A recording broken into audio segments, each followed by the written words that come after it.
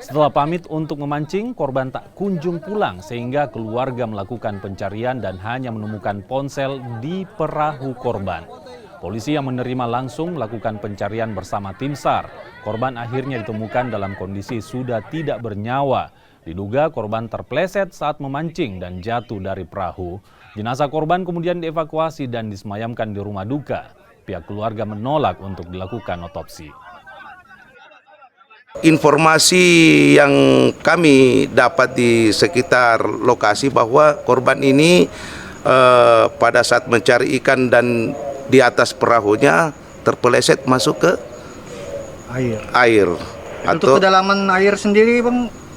Kedalaman air kalau tadi itu sekitar 2 meter, tapi air ada lumpurnya di bawah, sangat dalam, jadi kurang lebih lah 2 meter.